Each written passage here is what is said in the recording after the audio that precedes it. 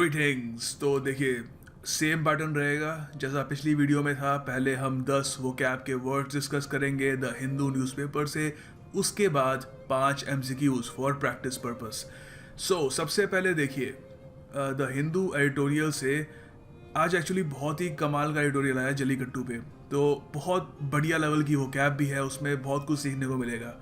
तो अगर आप यहाँ पे नज़र डालें इस पैराग्राफ पे, तो ये सेंटेंस पढ़ते हैं पहले। Steeped in hoary tradition dating back to the fabled Sangam era। भारी भरकम अंग्रेजी है। अच्छा, सबसे पहले वर्ड बाय वर्ड समझते हैं, फिर पूरा सेंटेंस का जो एसेंस है वो भी हमें समझ में आ जाएगा। तो देखिए, मीनिंग जो होता है स्टीप्ड का, वो होता है डूबी हुई। तो आप कह सकते हैं डूबी हुई इन होरी ट्रेडिशंस। होरी का भी मतलब बताऊंगा आपको। इंग्लिश में इसको आप कह सकते हो सोक्ड, इमर्स या सबमर्ज्ड। इसको अगर हम एक दूसरे तरीके से समझना चाहें तो ये भी कह सकते हैं सराउंडेड और फिल्ड विद क्वालिटी और इन्फ्लुएंस, जैसे घिरी हुई एक चीज़ से। और ज़्यादातर पॉजिटिव सेंस में ही यूज़ किया जाता है इसको। सेंटेंस में इसको आप ऐसे इस्तेमाल कर सकते हैं, लखनऊ यूपी का कैपिटल है, is a city steeped in history. अगर आप कभी लखनऊ गए हो तो आपने नोटिस किया होगा, खूबसूरत शहर है, अपने इतिहास को अभी भी संजोए हुए है खूबसूरती से। So you can say Lucknow एक ऐसा शहर है जो आज भी सराउंडेड है, काफ़ी हद तक फिल्ड है, डूबा हुआ है अपनी हिस्ट्री में, एक जो सुनहरा इतिहास था लखनऊ का।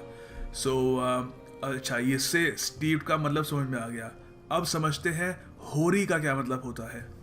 HOARY, होरी। अच्छा, स्टीप्ड का मतलब तो समझ में आ गया, डूबा हुआ। किस में डूबा हुआ? इन होरी ट्रेडिशन। होरी मतलब पुराना, एज्ड, एंशियंट। ठीक है, तो आप कह सकते हैं यहाँ पे एक सेंटेंस में भी यूज कर सकते हैं आप, the hoary house was built in the 18th century and is now part of a museum. वो पुराना प्राचीन घर, मतलब प्राचीन तो नहीं, पुराना घर 18वीं शताब्दी में बना था और अब एक म्यूजियम का हिस्सा है। तो यहाँ पर किसकी बात की जा रही है? यहाँ पे जल्लीकट्टू की बात की जा रही है, जो डूबा हुआ है एक एंशियंट, पुरानी ट्रेडिशन में। ट्रेडिशन की इंग्लिश तो आपको पता ही होगी, प्रथा। सो होरी का एंटोनिम क्या होगा उल्टा? Of course modern, new, recent. So अब इतना समझ में आ गया स्टीप्ड इन होरी ट्रेडिशन। अब देखते हैं dating back to the fabled Sangam era का क्या मतलब है। Fabled, FABLED, fabled. देखिए, यह इस शब्द से अगर हम डी हटा दें और बस फेबल रहने दें, तो फेबल होती है एक छोटी सी शॉर्ट स्टोरी जो हम बच्चों को सुनाते हैं। ज़्यादातर ऑथेंटिक मतलब नहीं होती, उसकी कोई रियलिटी इतनी ज़रा कंक्रीट नहीं होती, फेक सी होती है। मगर यहाँ पर इस संदर्भ में वर्ड को देखिए किस तरीके से उसको यूज़ किया जा रहा है, वो देखना ज़रूरी होता है। ठीक है, सीधा अगर आप गूगल करके dictionary.com पे देख लोगे तो काफ़ी बार उसकी एसेंस को आप मिसरीड कर सकते हो, ठीक है, मिसअंडरस्टैंड कर सकते हो। तो यहाँ पे अगर हम देखें, फेबल्ड का यूज़ किया जा रहा है संगम एरा को डिस्क्राइब करने के लिए, फेबल्ड संगम एरा। तो इसका मतलब है लेजेंडरी, सेलिब्रेटेड, रेनाउंड। इसे हम सेंटेंस में कैसे यूज़ कर सकते हैं? मैंने यहाँ पे एक सेंटेंस ऐसे बना दिया था, in parts of Africa some tribes worship the favoured goddess of nature. Africa के किसी हिस्से में, कुछ हिस्सों में कुछ ट्राइब्स वहाँ के, उनकी कोई गॉडेस है, गॉडेस ऑफ नेचर, कुदरत की देवी, उनकी वो पूजा करते हैं। और वो कुदरत की देवी कौन क्या है? सेलिब्रेटेड है, रेनाउंड है, लेजेंडरी है। ठीक है, सो संगम एरा को डिस्क्राइब करने के लिए एडजेक्टिव का इस्तेमाल किया गया यहाँ पे। इसका उल्टा क्या होगा? Of course unknown. Renowned, celebrated, ठीक है, उसका उल्टा हो गया अननोन, कोई जानता नहीं। सो पूरा सेंटेंस अगर हम देखें, steeped in hoary tradition dating back to the favoured Sangam era, Jallikattu holds a special place in the hearts and minds of ordinary Tamil folk. तो बेसिकली ये बात कह रहे हैं कि डूबी हुई है एक प्राचीन प्रथा में।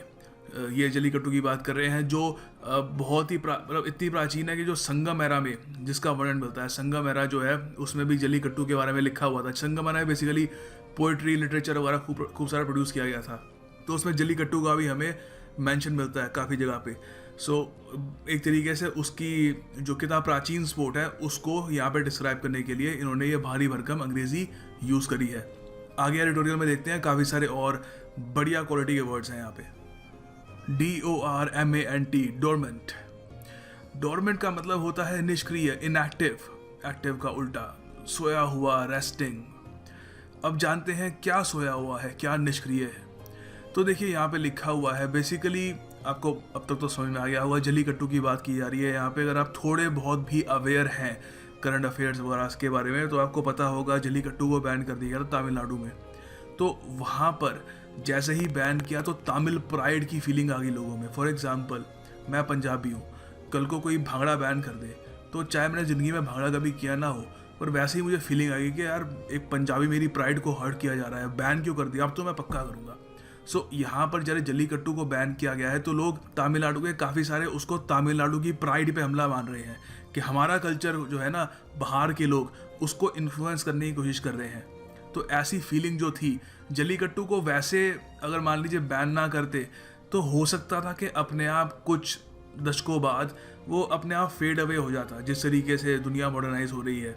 मगर बैन करके इमीडिएटली उसको एक कल्चर का एंगल मिल गया है। तो यहाँ पे सेंटेंस पे लिखा हुआ है, such feelings had possibly lain dormant. पहले जो ये फीलिंग थी तमिल प्राइड की कि हम तमिलियंस है, हमारा जल्लीकट्टू हमारा एक रूरल पार्ट्स का एक बहुत ही इंपॉर्टेंट, पोंगल फेस्टिवल का एक बहुत ही इंपॉर्टेंट पार्ट है, उसको बैन कैसे कर सकते हैं। ये फीलिंग पहले बहुत डोरमेंट थी, निष्क्रिय थी, सोई हुई थी। बैन से अचानक से लोग उससे ऑफेंडेड फील कर रहे हैं, तो सारी फीलिंग तमिल कल्चर प्राइड वगैरह की उभर के वापस आ गई है। ठीक है, तो इसको सेंटेंस में ऐसा भी यूज़ कर सकते हो आप। इंडिया में बहुत होता है, the military upgradation process is dormant for the time being. सरकार ने सोचा नए जवानों को नए हेलमेट चाहिए, नए उनको बंदूक चाहिए, दुश्मन से लड़ना वगैरह। घूम फिर के जब बजट बनाना होता है, पैसे नहीं होते, तो कहते हैं जी अभी अपग्रेडेशन प्लान जो प्लान है हमारे, उनको निष्क्रिय कर दो, उनको डोरमेंट कर दो। तो ये एक सेंटेंस बन सकता है, आप कोई और भी बना सकते हैं उसका अगर आपका मन करे। सो डोरमेंट का एंटोनिम क्या होगा? अवेक, एक्टिव, सीधी सी बात है। हैव अ फील्ड डे एक बहुत ही बढ़िया इडियम है, आपके साथ शेयर कर रहा हूँ मैं। देखिए, ये वही मैंने जल्लीकट्टू वाला जो एडिटोरियल था वैसे ही लिया है। तो वहाँ पे लिखा हुआ है, it has been a field day for conspirators and conspiracies thereafter. Conspiracy होती है एक षड्यंत्र, ठीक है, और कॉन्स्पिरेटर्स होते हैं जो षड्यंत्र रचाते हैं। तो it has been a field day for them. क्यों?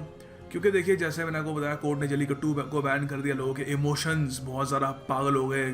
पीपल बिकेम वेरी इमोशनल कि हमारे कल्चरल इंटेग्रिटी को इससे नुकसान पहुंचाया जा रहा है। तो इससे जो कॉन्स्पिरेटर होते हैं, जो षड्यंत्र रचाने वाले लोग होते हैं, उनको अ फील्ड डे मिल गया। फील्ड डे क्या होता है? देखिए, इसका मतलब होता है to be able to do something you enjoy a great deal. कोई ऐसा आपको चीज़ करने का मौका मिल जाए जो आप बहुत ही ज़्यादा इंजॉय करते हो, खासकर किसी को क्रिटिसाइज करना है। हालांकि मैं आपको दो तरीके के सेंटेंस डालूंगा जहाँ पे इसको यूज़ किया जाता है, मगर ज़्यादातर इस ईडियम को यूज़ करने का असली मज़ा तब आता है जब किसी इंडिविजुअल को किसी दूसरे इंडिविजुअल को क्रिटिसाइज करने का मौका मिल जाए। तो इसको सेंटेंस में आप ऐसे यूज़ करेंगे, the children had a field day when they were taken on a trip to the museum.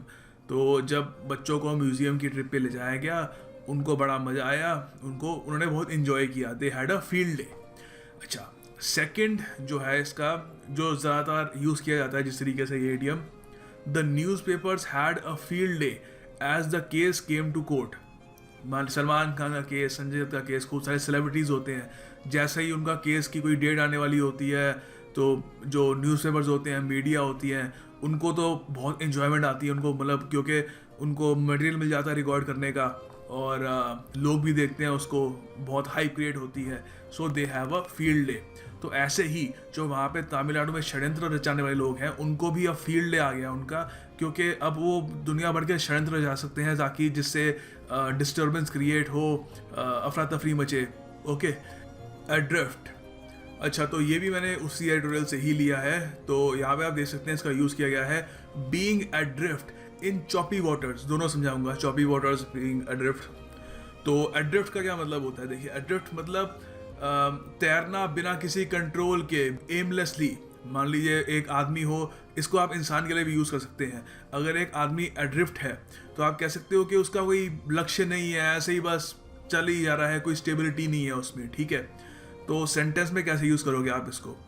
Pakistan's economy is adrift in a sea of डेब्ट। पाकिस्तान की इकोनॉमी आपको पता है कर्जे में बहुत डूबा हुआ देश है, दुनिया भर के जो इंस्टीट्यूशंस हैं, वर्ल्ड बैंक वगैरह, उनसे लोन लेके बैठा हुआ है, और ये भी हो सकता है कि आने वाले समय में अपने आप को बैंकरप्ट घोषित कर दे। तो Pakistan economy is adrift in the C of dept, in a sea of डेप्ट। तो इसका एंटोनिम क्या होगा? ऑफ कोर्स, अगर कोई किसी के पास कोई पर्पस नहीं है, कोई एम नहीं है, उसका उल्टा होगा पर्पसफुल, स्टेबल, स्थिर, ठीक है। तो ये हो गया एड्रिफ्ट। अब देखते हैं चॉपी वाटर्स का क्या मतलब होता है। चॉपी वाटर्स मतलब डिफिकल्ट, वॉलेटाइल, अनसर्टन टाइम्स, मुश्किल समय, बेसिकली आप कह सकते हैं। इसको आप कैसे यूज़ करेंगे एक सेंटेंस में, पहले ये देख लीजिए। देखिए, चॉपी वाटर्स के पीछे आप लगा सकते हैं हेड इनटू, फेस, या फिर बी रेडिंग फॉर। तो यहाँ पर इन्होंने इन लगा दिया, इन भी यूज़ कर सकते हो, कोई दिक्कत नहीं है। सेंटेंस में आप यहाँ पे ऐसे लिख सकते हो, India's IT industry heads into choppy waters. क्यों? क्योंकि रिसेंटली आपको पता है डोनाल्ड ट्रंप ने जो वीज़ाज वगैरह के रेगुलेशंस हैं उन पे चेंजेस की बात करी है, जिससे इंडियन ये प्रोग्रामर्स हैं उनको यूएस में जाने में दिक्कत आएगी। तो ऑफकोर्स इंडिया की जो आईटी इंडस्ट्री है उसको धक्का लगेगा। सो यहाँ पर जो जल्लीकट्टू के बारे में ही बात की गई है कि जिस तरीके से कैरी किया जा रहा है ये लोगों के इमोशंस को, तो the situation is being adrift in choppy waters, ठीक है। The Jallikattu agitation only provided an opportunity to stir up the proverbial witches brew. ये भी कवर करेंगे। वाह, एक के बाद एक वर्ड है ना इसमें। सो वही है बेसिकली यहाँ पे कि जल्लीकट्टू की वजह से हम धीरे धीरे एड्रिफ्ट हो रहे हैं चॉपी वाटर्स में, डिफिकल्ट टाइम्स में, वॉलेटाइल, अनसर्टन टाइम्स में। अब देखते हैं विचेस ब्रू क्या होता है। विचेस ब्रू, देखिए, विच आपको पता है चुड़ैल होती है, ब्रू होता है जिसमें वो अपने खूब सारी सामग्री इकट्ठी करके, आपने शायद कार्टून में भी देखा हो बचपन में, या आप अपनी स्क्रीन पर देख पा रहे होंगे, एक विच है खूब सारा कुछ सामान वगैरह इकट्ठा करके कुछ घोलती रहती है एक बड़े से बर्तन में, तो उसको कहते हैं विचेस ब्रू। तो इसका मतलब है एक हार्मफुल या थ्रेटनिंग मिक्सचर, किसी भी चीज़ का हो सकता है। आप इसको सेंटेंस में ऐसे भी यूज़ कर सकते हैं आप कि एक्चुअली ज़्यादा नेगेटिव चीज़ का होता है, विचेस ब्रू कभी पॉजिटिव का नहीं होगा। तो सेंटेंस में इसको यूज़ कर सकते हैं आप, his opponents are spreading a witch's brew of hate and lies. उसके जो प्रतिद्वंदी हैं उसके बारे में झूठ और नफरत का एक तरीके से विचेस ब्रू कह लो, एक थ्रेटनिंग हार्मफुल मिक्सचर फैला रहे हैं, ठीक है। सो उसके अलावा आप ऐसे भी कह सकते हैं, अफगानिस्तान जैसे कोई देश हो उसके बारे में आप कह सकते हैं the country is in turmoil. Turmoil मतलब केओस कह लीजिए, बहुत ही संकट में है, ठीक है। The country is in turmoil, a witch's brew of poverty and warfare. एक विचेस ब्रू, एक मिक्सचर, एक तो गरीबी और साथ में जंग का एक mixture, threatening mixture, harmful mixture. तो यहाँ पे भी यही है कि जिस तरीके से सिचुएशन एड्रिफ्ट हो रही है चॉपी वाटर्स में, उससे एक विचेस ब्रू बन रहा है। एक अपॉर्चुनिटी मिल गई है उन लोगों को एक विचेस ब्रू बनाने की, नेगेटिव चीज़ों का एक मिक्सचर बनाने की, जिससे सिचुएशन और ख़राब हो। अनएडिफाइंग, अनएडिफाइंग का मतलब होता है unpleasant, causing people to feel no respect. काफ़ी अनप्लेजेंट का मतलब आप वैसे समझ गए होंगे, प्लेजेंट का उल्टा होता है काफ़ी ख़राब कह लीजिए।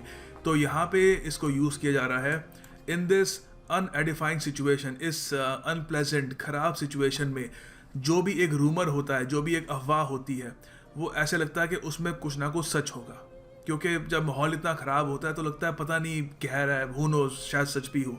सो यहाँ पे ये ध्यान रखिए, अनएडिफाइंग मीन्स अनप्लेजेंट। सेंटेंस में कैसे यूज़ करोगे आप कह सकते हो, we were treated to the unedifying spectacle of our parliamentarians cursing each other in the parliament. कभी आपने अगर ये राज्यसभा टीवी देखा हो तो एक दूसरे को सुनाई रहे होते हैं हमारे नेता, तो काफ़ी सैड लगता है। ग्रोन मैन है, इतने रिप्रेजेंटेटिव्स हैं लोगों के, और एक दूसरे को इतनी ख़राब लैंग्वेज में एक दूसरे से बात कर रहे होते हैं, तो काफ़ी एक अनएडिफाइंग स्पेक्टिकल होता है। स्पेक्टिकल मतलब दृश्य, तो काफ़ी अनप्लेजेंट दृश्य होता है वो। इसका एंटोनिम हो गया एडिफाइंग। एडिफाइंग भी डिस्कस कर लेते हैं एक बार, लेट्स सी। अनएडिफाइंग का उल्टा हो गया एडिफाइंग। एडिफाइंग का मतलब डायरेक्टली प्रेजेंट नहीं होता, उसका मतलब होता है शिक्षाप्रद। अब जैसे इसको कह सकते हैं आप इंग्लिश में एनलाइटनिंग या अपलिफ्टिंग। सेंटेंस में कैसे यूज करोगे इसको आप कह सकते हो my father edified my childhood with frequent readings from classic novels. आप कह सकते हो मेरे पिताजी ने मेरा जो बचपन था उसे शिक्षाप्रद बनाया, उसको एनलाइटनिंग बनाया, उसको अपलिफ्टिंग बनाया, क्योंकि वो मुझे क्लासिक नॉवेल्स जैसे कोई भी ले लीजिए, ये काउंट ऑफ मॉन्टे क्रिस्टो या द थ्री मस्केटियर्स, ऐसी नॉवेल्स मुझे पढ़ के सुनाते थे। तो ऑफ कोर्स कोई पिता किसी को ऐसे नॉवेल्स पढ़ के सुनाएगा तो नेचुरली उसका जो चाइल्डहुड होगा वो काफ़ी एनलाइटनिंग होगा, काफ़ी अपलिफ्टिंग होगा। So this is edifying. बहुत ही खूबसूरत शब्द है वोसिफरस, बोलने में भी सुंदर लगता है वोसिफरस। तो इसका मतलब क्या है, देखिए पहले इसको एडिटोरियल में देखते हैं इसको यूज़ कहाँ किया जा रहा है। As the spontaneous nature of protest, ये सब जलीकट्टू के बैन के विरोध, जो जलीकट्टू पे बैन लगाया सुप्रीम कोर्ट ने, उसके विरोध में जो प्रोटेस्ट हुए हैं, हो रहे हैं आज भी तमिलनाडु में, उसके बारे में है। तो as the spontaneous nature of protest begins to decline, अब वो प्रोटेस्ट धीरे धीरे कम हो रहे हैं। They are increasingly taken over by vociferous and intolerant groups. तो अब जो जनन आंदोलन कह लीजिए आप, वो अब धीरे धीरे काम डाउन हो रहा है, लोग काम पे वापस लग रहे हैं। तो वो जो पूरा प्रोटेस्ट थे उनको अब टेक ओवर कर रहे हैं इंटॉलरेंट और वोसिफरस ग्रुप। इंटॉलरेंट आपको पता है काफ़ी फेमस शब्द है, 2016 में बहुत यूज़ किया गया था इसको। तो वोसिफरस का क्या मतलब होता है, वोसिफरस मतलब outspoken, vocal, loud, noisy.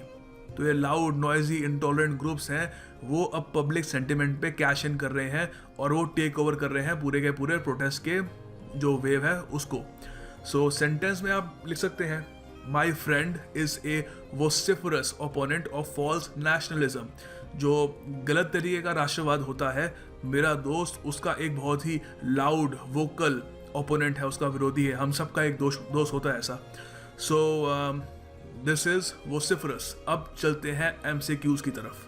Idioms and phrases try करते हैं, ये द हिंदू के नहीं है बाय द वे, हम प्रैक्टिस कर रहे हैं बस। अ क्वीयर फिश, इसका क्या मतलब है, एक ईडियम है, आपको बताना है इसका मतलब क्या, एक बार ट्राई करिए। Okay, so hopefully video pause करके आपने क्वेश्चन अटेम्प्ट कर लिया होगा। So now my turn to answer the question. देखिए आपको क्या लगता है क्या होगा इसका। इसका आंसर है अ स्ट्रेंज पर्सन। जी हाँ, a queer fish, a strange person. Sentence में कैसे यूज करोगे इसको आप लिख सकते हो one can not make anything out of Rahul's attitude as he is such a queer fish. Rahul के एटीट्यूड को कोई समझ नहीं सकता क्योंकि बहुत ही स्ट्रेंज पर्सन है, अजीबोगरीब इंसान है, कभी भी कुछ भी कर देगा। Second idiom, stand in good stead. तो आपके सामने ऑप्शन है, एक बार अटेम्प्ट करिए इसको। ऑलराइट, सो होपफुली वीडियो पॉज करके आपने अटेम्प्ट कर लिया होगा, क्योंकि अब मैं आंसर बताने वाला हूँ। इसका आंसर टू बी हेजिटेंट नहीं है, इसका आंसर है B, to be helpful in need. Sentence में कैसे यूज करोगे आप इसको, आप कह सकते हो during the time of distress the advice of my father always stands in good stead. जब भी मुझे डिस्ट्रेस होता है, टेंशन होती है, तो मेरे पिताजी की जो एडवाइस होती है हमेशा काफ़ी हेल्पफुल होती है।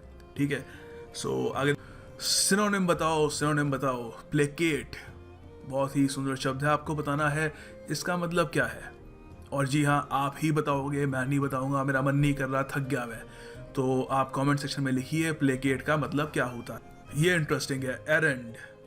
आप एक बार ट्राई करिए इसको, वीडियो पॉज करके एक बार अटेम्प्ट करिए।